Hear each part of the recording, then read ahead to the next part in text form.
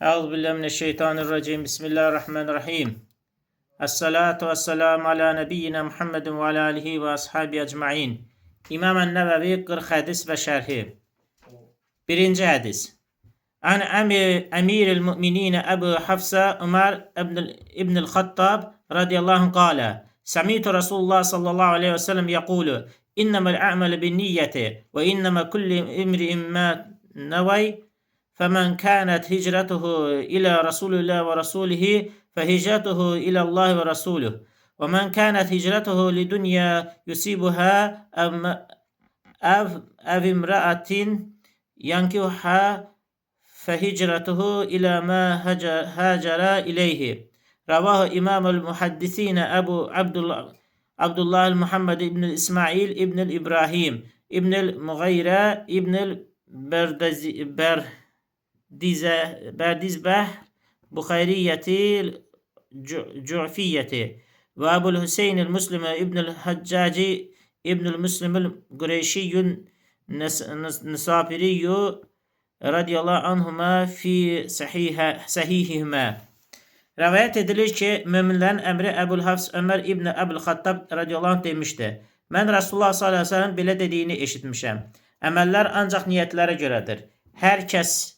Hər kəsə yalnız niyyət etdiyi şey qalacaqdır.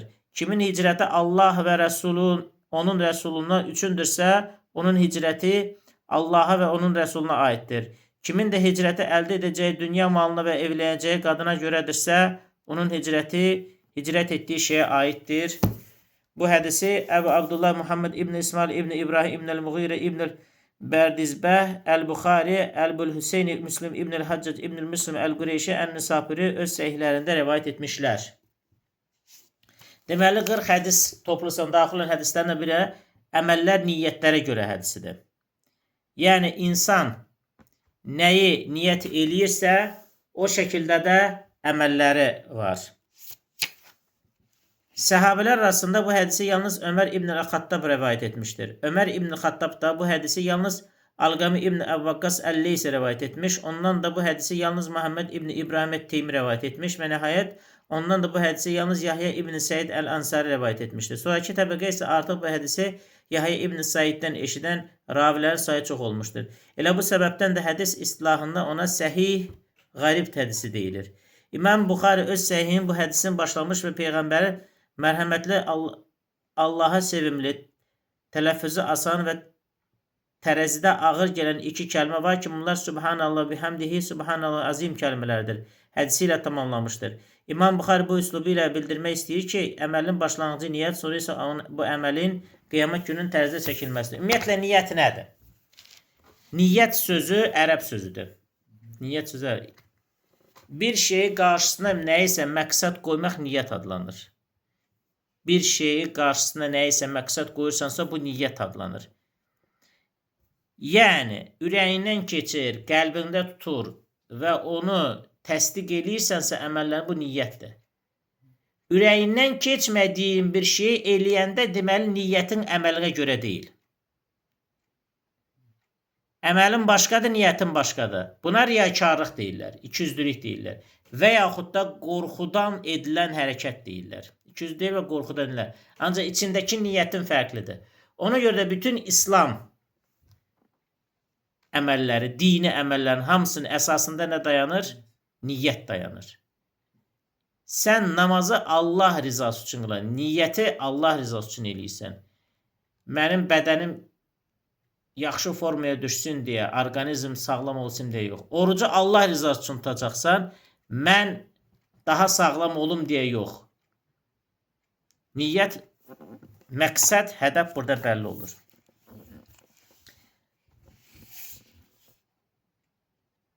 Bu hədis dinin 3 əsas təməlindən biri sayılır. Bu xüsusda İmam Şafi demişdi, radiyallahu anh.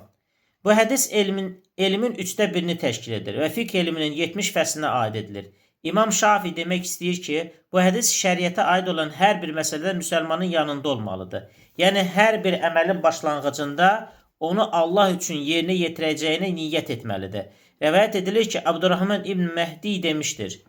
Əgər mən şəriət elmlərinə aid bir kitab yazsam, bu hədisi hər bir fəslin başlanğıcına yazaram. Alim demək istəyir ki, əgər istənilən bir əməli yerinə yetirmək kimsənin o əməli yerinə yetirəcəyinə dair niyyəti olmazsa, bu əməl ona heç bir fayda verməz. Namaz. Məsələn, deyirsən, dur namaz qıl. Yəni, mənim dediyimə görə namaz qılma. Sənin məqsədin, hədəfin olmalı ki, sən Allah üçün namaz qılasan. Niyyət burada bəlli olur. Nə niyyətlə eləyirsən, nə məqsədlə eləyirsən. İçindəki əvvəl. Yəni, mən dediyimə görə sən namaz qılacaqsansa, sən namazın səhih deyil, batildir. Çünki sən Allah üçün niyyət eləməmsən. Ona görə də Şafi məzhəbində niyyət etmək vacibdir. Niyyət deyilsə, o namaz səhih olmur, o ibadət səhih olmur. Hər bir şeyə niyyət edir. Hətta İmam Şafi məzhəbində hər dəst namaz alanda, hər dəst namazın hansı namazına niyyət edirsənsə, o namazın dəst namazını almalısan. Və niyyət çox önəmlidir.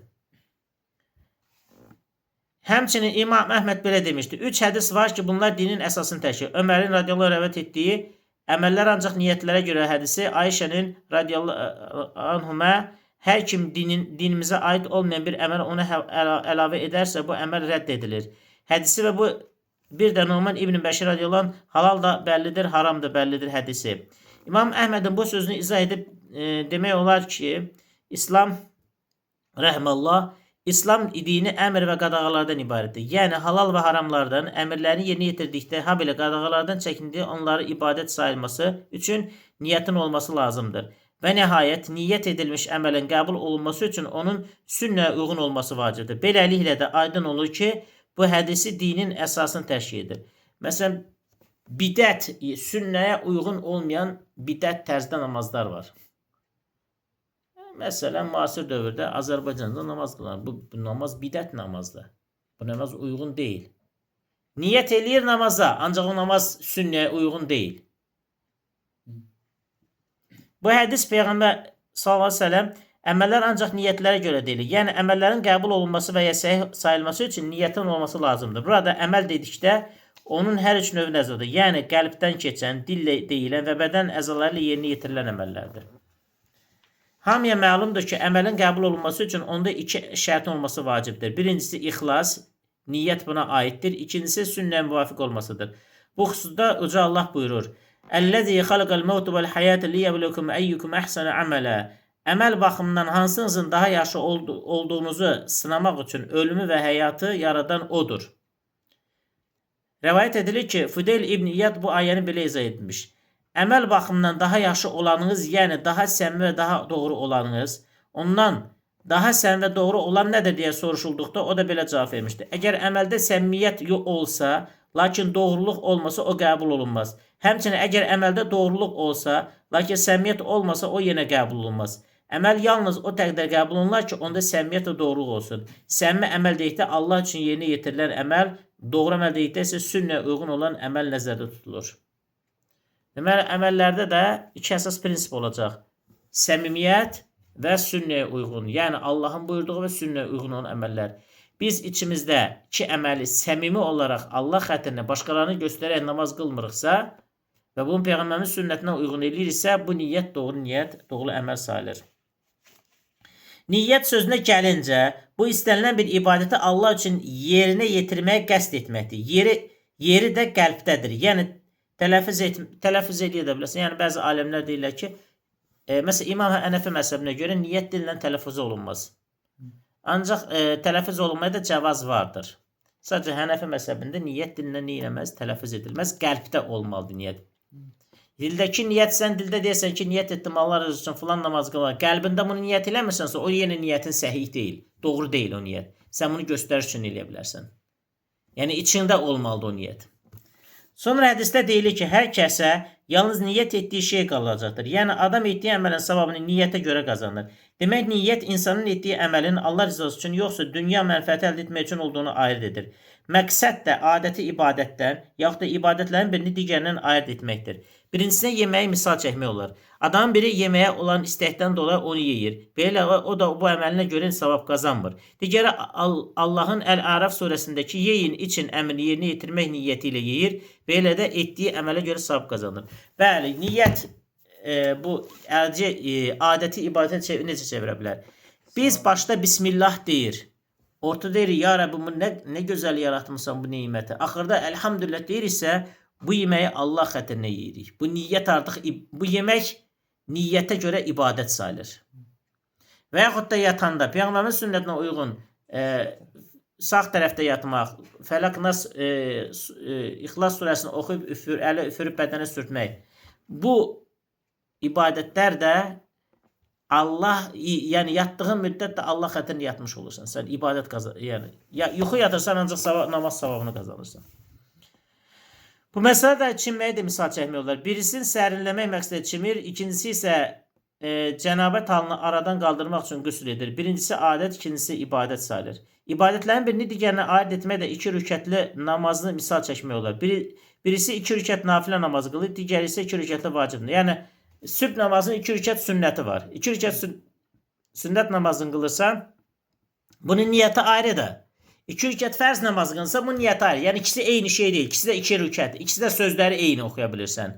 Ancaq niyyətə görə namazın sünnət və fərz olması və yaxud da vitr namazının vacib olması fərqləndirilir. Niyyətin yeri qəlbdir və onu dillə tələffüz etməyə ehtiyac yox. Çünki Peyğəmbər sallallahu əleyhi və səlləm sahabelər niyyəti dillə tələffüz etməyiblər. İbadət üçün niyyət etmənin hökmləri gəlincə Əl-Beyyinə surəsinin 5-ci ayəsində demək olar ki, hər bir ibadət üçün niyyət etmək vacibdir. Çünki həmin ayədə Uca Allah buyurur: "Və mə umiru ilə liya'budullaha muxlisin lehu'd-din." Halbuki onlara dini məhz Allaha məxsus edərək ibadət etmək əmr olunmuşdur. Ayədən aydın başa düşülür ki, əməl ixlasla Allah üçün olmalıdır. Yəni Allah ibadət edən adam niyyət etməlidir ki, yerinə yetirəcəyi əməl Allah üçün edəcək. Əks təqdirdə, yəni adamın niyyətinə riya qarışarsa, əməli puç olur. Riyanı da İslam alimləri 2 qismə bölmüşlər. Yəni, mən namaz qılıram, ancaq nə edirəm? Başqası mənə namaz qılsın, nə qəşəng namaz qılsın deyə qılırım. Bu artıq namaz sayılmır. Birincisi, ibadətin əvvəlindən onu Allahdan qeyrisi üçün yerinə yetirməyə niyyət edir. Məsələn, əgər adam namazı kiminsə özünü göstərmə məqsədi qılarsa, o namaz batil olur. Bu xüsusda Peyğəmbər sallallahu əleyhi və səlləm deyib, kim özünü göstərmə məqsədi ilə namaz qılar, yaxud da oruç tutar, yaxud da bu sədəqə verərsə, Allaha şərik qoşmuş olar. İkincisi, ibadət əsnasında niyyətə riya qarışdırmaqdır. Bunun bir neçə halı var. Birincisi, ibadət əsnasında niyyəti dəyişib onun məxluq üçün etmə. Məsələn, adam namazı Allah üçün qılmağa niyyət edib, namaza başlayır, lakin namaz əsnasında niyyətini dəyişib onu namazı müşahidə edən kimsə üçün qılmağa başlayır. Birinci niyyət edir, Allah'a kimi namaz qılır, sonra bir dəfə görürsən bu nətərə qəşəng namaz qılır, sən də başdan daha yaxşı namaz qılma. Yenə də əmələ riya qarışır və ibadət batil olur. İkincisi, əməli məxluqa görə gözəlləşir. Məsələn, adam namaz Allah üçün qılır, lakin bir kimsənin ona baxdığını görəndə namazı daha gözəl tərzdə qılmağa çalışır. Məsələn, rüküdə həmişəkindən artıq təsbih gətirir. Belə olduğu təqdirdə onun sadəcə riya ilə artırdığı əməli puç olur. İbadətin əslində isə təsir etmir. Çünki onun əsli Allah üçündür. Üçüncüsü, yerinə yetirən əməl başa çatdıqdan sonra qəlbə riya gələrsə, bu niyyət əməli puç etmir. Hətta əgər adam özünü istəmədən insanlar onu həm əmələ görə tərifləyibsə, bu onun üçün qiyamət günü uğur qazanacağını işarə olar. Hədisin birində rəvayət edilir ki, sahabələrdən bir Peyğəmbər sallallahu soruşur: "Ya Rəsulallah, əgər adam etdiyi yaxşı əmələ görə tərif olunmağı istəmədiyi halda insanın tərif edərsə, onda necə?" Peyğəmbər sallallahu cavab verir: "Bu tərif möminin dünyadakı müjdəsidir." Bundan əlavə xüsusilə qeyd etmək lazımdır ki, niyyətlə bağlı Allah üçün yerinə yetiriləcək əməllər 2 qismə bölünür. Sırf Allah üçün yerinə yetirməsi vacib olan əməllərdir ki, bunlar da ibadətlərin və şəri əməllərin çoxunu təşkil edir. Belə əməlləri yerinə yetirdikdə, onun müqabilində dünya mənfəəti əldə etmək barədə əsla düşünmək olmaz. Məsələn, namaz qılmaq, oruç tutmaq. Ki, mən namaz qıldığıma görə pul versinlər, oruç tutduğuma görə pul versinlər, kimsə mənə yüksək məqama gətirsin, mənim iş yerimdə vəzifəmi artırsın. Bu, ibadət Allah üçün olmur. İkincisi isə o əməllərdir ki, şəriət onların müqabilində axirət savabı ilə yanaşı dünya mənfəət əldə etməyə caiz buyurur.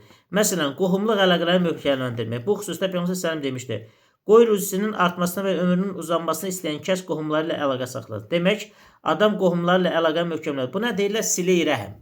Dini terminologiyada silə-i rəhm deyirlər. Qohumlarla əlaqəni möhkəmləndirmək. Kim hicrəti Allah və onun rəsulu üçündürsə, onun hicrəti Allah və onun rəsuluna aiddir. Hicrət kəlməsi lüğət dilində tərk etmək, şəri mənada isə küfür diyarından İslam diyarına. və İslamı yaşaya biləcək bir diyara köçməkdir. Necə ki, sahabələr Məkkədən Həbəşistana və Məkkədən Mədinəyə hicrət etmişlər. Bir müsəlmanın İslamı yaşamaq və onu yaymaq üçün ha belə Peyğəmbərin yanında olub, onun sünnəsinə riayət etmək, sünnəyə dəvət etmək və onu müdafiə etmək məqsədi hicrət etməsi Allah və onun Rəsulu üçün yerinə yetirilən hicrət sayılır. Sual verilə bilər ki, Rasulullah s.ə.v vəfatından sonra onun üçün hicrət etmək istəyən kimsə necə etməlidir? Axı Rasulullah s.ə.v artıq aramızda deyil. Sualın cavabı budur ki, onun sünnətini yaymaq və onu müdafiə etmək məqsədi hicrət etmək Allah s.ə.v üçün yerinə yetirilən hicrət sayılır. Hədisin sonunda deyilir, kimin hicrəti əldə edəcəyi dünya malına və evlənəcəyi qadına görədirsə, onun hicrəti hicrət dediyi şeyə aiddir. Yəni belə rəvayət olunur ki, Rasulullah s.ə.v hicrət edəndə 2 nəfər hicrət edir. Bir qoca, bir yaşlı bir kişi, xəstə bir kişi hicrət edir. O Mədinəyə çatmadan dünyasını dəyişir. Bir nəfər də bir qadın hicrət edəndə o qadını çox sevirmiş. O da o qadının dalınca hicrət edir. Düz gedir, Mədinəyə çıxır. Rasulullah soruşurlar ki, bəs hansının əməli məqbuldur? Onda bu hədisi deyir. Kimin niyyəti evlənəcəyi qadın üçündürsə, dünya malı üçündürsə, onun hicrəti hicrət deyil. Yəni, hədisdə nə demişdi bayaqları? Evlənəcəyi qadına görədirsə, onun hicrəti hicrət etdiyi şeyə aiddir. Yəni, o qadına hicrət edib, Allah Rəsuluna hicrət eləmir. O birisi isə içində niyyət Allah Rəsul olduğu kimi və yolda vəfat eləməsinə bax, onun hicrəti hicrət ibadət savabını alır. Peyğəmbər başqa bir hədisi bu məsələyə dair geniş aydınlıq gətirir. Həmin hədisdə Peyğəmbər kimin məqsədi axirdə qazanmaq olarsa, Allah onun varını qəlbinə yerinə yerləşdirər. O hər şeyə qane olar. Onun işlərini avand edər və qədərinə yazılmış dünya malı ram edilmiş halda gəlib onu tapar. Kimin də məqsədi dünya qazanmaq olarsa, Allah onun kasıblığını onun gözləri arasına gətirər, işlərini dolaşığa salar və dünya malından da o yalnız qədərinə yazılmış olanı əldə edər. Hədisdən aydın başa düşülür ki, kimin niyyəti haradırsa, mənzil də oradır. İndi gəlin, sələflərin niyyət barədə dedikləri sözləri var. Abdullah İbn Mübarək demişdi. Ola bilər ki, niyyət kiçik bir əməlin savabını qat-qat artırsın və ola bilər ki, niyyət böyük bir əməlin savabını azaltsın. Yahya İbn Kəsir demişdi, niyyətin mahiyyətini öyrənin. Çünki onu öyrənmək əməlin mahiyyətini öyrənməkdən daha əhəmiyyətlidir. Sufyan Sövri demişdi, islah etdiyim əməllərin arasında mənə ən ağır gələn niyyətim olub. Çünki o tez-tez dəyişir. İbn İclan demişdir, əməllər yalnız 3 şey islah olunur. Allahdan qorxmaq, gözəl niyyət etmək və sünnətə müvafiq iş görməklə. Sonda Allahdan istədiyimiz budur ki, bizə daim Allahın və onun Rəsulullah s.ə.v rızasını qazanmaq üçün niyyətlər etməyi və niyyətimizi müvəffəqiyyətlə həyata keçirməyi və bunun sayəsində böyük savablar qazanmağı nəsib etsin. Hamımıza adından Peyğəmbər s.ə.v bizə öyrətdiyi dua ilə yalvarıb deyirik. Allahumma ya muqallibel qulub, səbbit qulubana alə dinik. Ey qəlbləri çevirən Allahım, qəlbimizi dinin üzərində sabit et. Velhamdülillahi Rabbil alemin.